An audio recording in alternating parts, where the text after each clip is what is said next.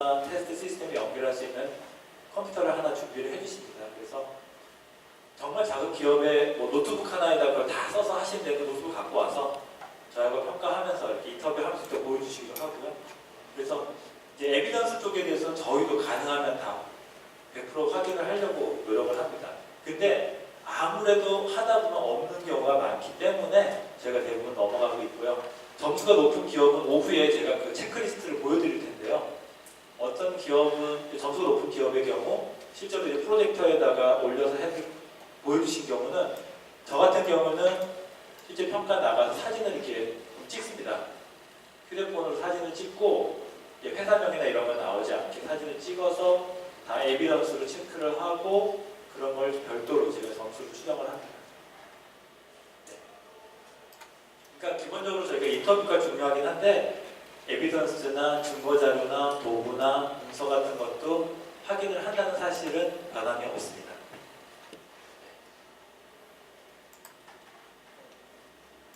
이거는 저희가 이제 이런 업무를 추진하는 이제 프로세스가 되겠는데요.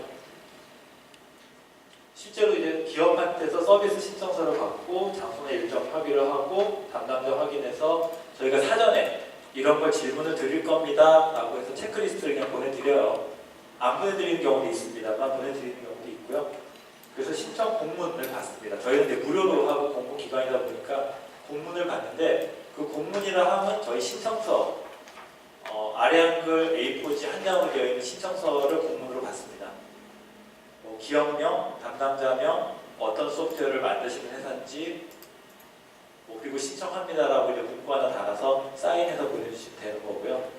실제로 이제 서비스를 소개하고 인터뷰하는데 걸리는 시간은 여기 보시면 대략 한 8시간 정도 그러니까 하루에 다 끝나게 되어 있습니다. 근데 아까 말씀드렸듯이 인터뷰를 하는 정도에 따라서 점수가 정말 낮게 나온 기업 중에 한 군데는요 30분 안에 그냥 끝난 데도 있습니다.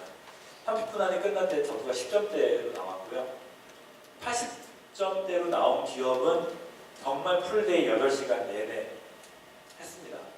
한 4시간 반, 5시간 정도 인터뷰하고 1시간에서 1시간 반 정도는 문서, 도구, 에비던스 확인하는 데 사용이 되었고요.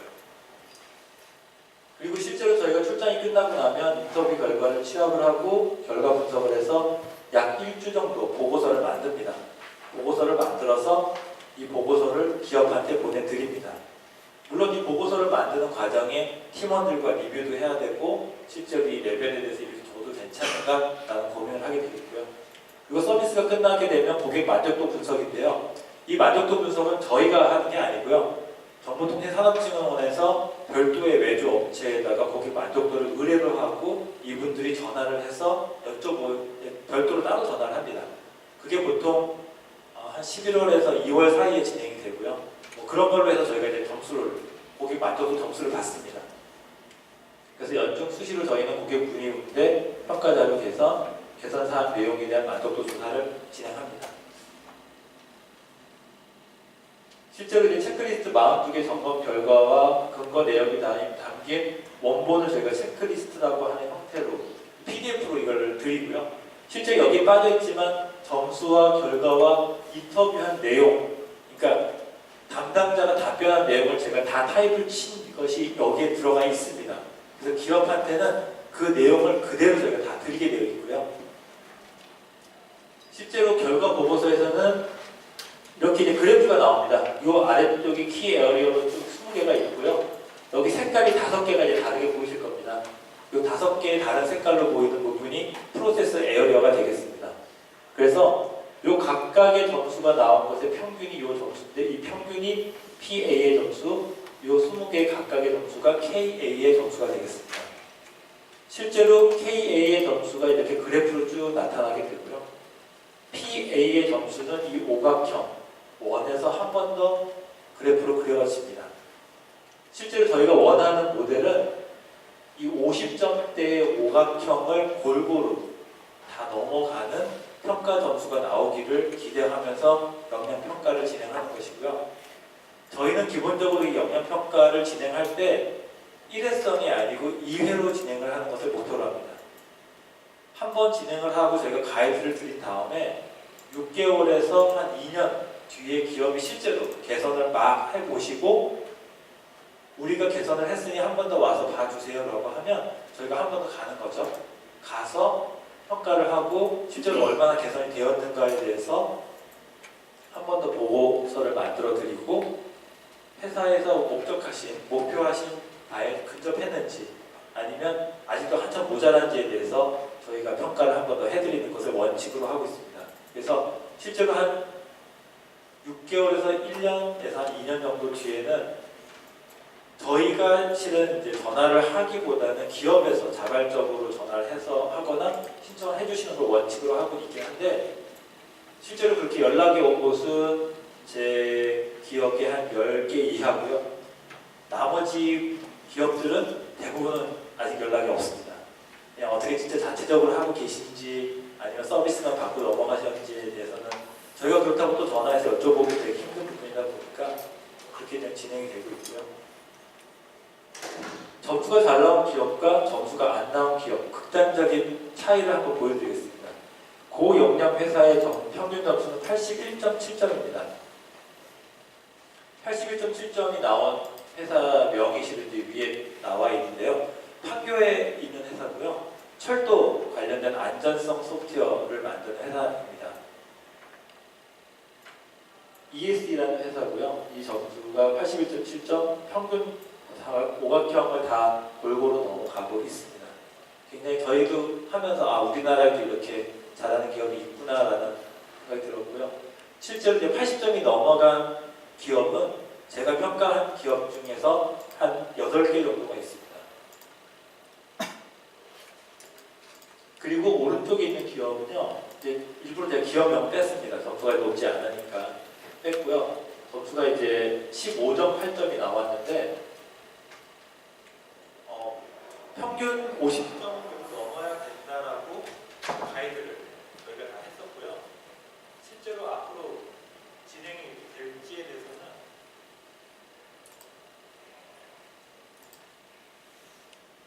좀 평가를 해보고 싶은데 기업에서 요청이 되지 않아서 보고 있습니다.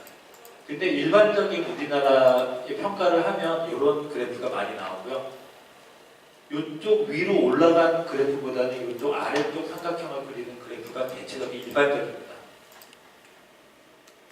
국내 소프트웨어 기업의 현실은 대부분이 저역량 회사와 좀 유사하고요. 결론적으로 인프라하고 인력 교육이 좀 필요하다. 그렇게 이제 보여집니다. TCM 결과 분석에 대해서 좀 더 자세하게 말씀을 드리겠습니다. PA 5가지에 대해서 쭉 뽑아보면요. 테스팅 기법 쪽의 점수가 가장 낮습니다. 낮고 그리고 평균적으로 평균 점수는 29.5점인데 요 생명주기 테스트를 언제부터 시작하십니까? 언제까지 하십니까?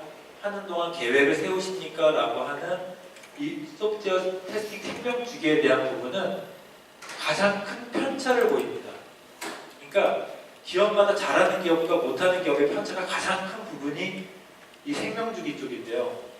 아까 81.7점을 받은 기업 쪽은 거의 100점에 가까운 점수를 받는데 88.9점이 가장 높은 점수인데 요거는 지금 지역별로 나눈 겁니다. 실은 기업의 어떤 가장 많은 점수, 높은 점수가 낮은 점수란 게 아니고요. 이건 지역별 점수를 이렇게 나눈 건데요. 아무래도 이제 서울, 경기 쪽의 일부 회사긴 하지만 그쪽 쪽에서 나온 점수가 88.9점이니까 좀 높고요. 그리고 요 앞에, 요 밑에 보시면 0점이라고 표시가 되어 있는데 그 지역에서 실은 평가를 많이 받지 못했습니다. 한 4, 5개 정도 기업만 평가를 받은 점수다 보니까 0점이 나와서 88.9점이라는 큰 편차가 이제 발생을 하게 됐습니다. 실제로 이제 우리나라 중소소프트웨어 기업의 분포 현황을 보게 되면요. 서울 경기권에 약 75% 이상이 몰려 있습니다. 우리나라 소프트웨어 기업이 약 8,000개, 엄밀하게 8,000개는 안 되는데요.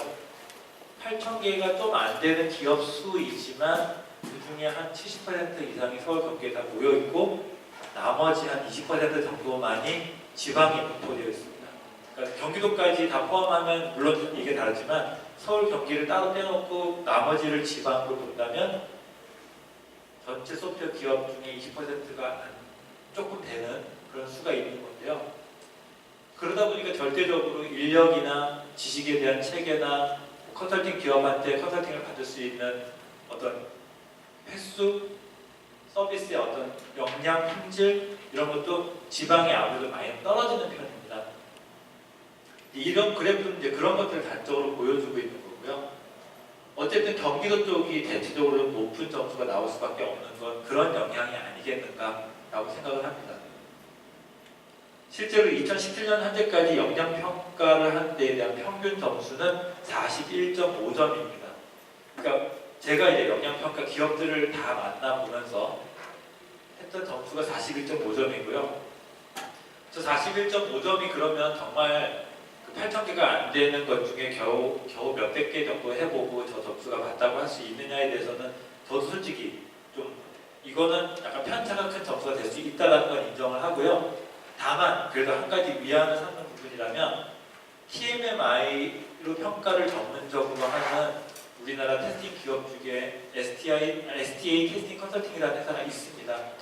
그 회사에서 매년 발표를 같이 한 자료를 이제 공유하는데요. 거기서도 보면 점수가 약 40점대로 우리나라 기업들을 평가한 점수가 나옵니다. 그래서 제가 보여드린 41.5점과 STA 테스팅 컨설팅에서 보여주시는 점수 약 40점대의 점수와는 별로 큰 차이가 없고 일단 50점 이하라는 사실 TMMI라는 기준과 제가 만든 TCAM의 기준이 실은 크게 다르지 않다 보니까 그런 점수가 현재 나오고 있다는 사실을 그냥 이렇게 보여드리는 겁니다. 결국 중소소프트웨어 기업에서 가장 필요한 부분은 전문 인력 확보와 교육이 아닐까라는 생각입니다. 네, 여기까지 제가 두 번째 시간 얘기를 드렸고요. 지금 중간에 한번 질문 주신 것도 있긴 한데 혹시 지금 끝나고 나서 질문 있으시면 네, 지금 질문을 주십시오. 주시고 나면 질문 끝나고 저희 1시까지 식사 시간을 하는 게 편하시겠습니까? 1시 반까지가 편하시겠습니까?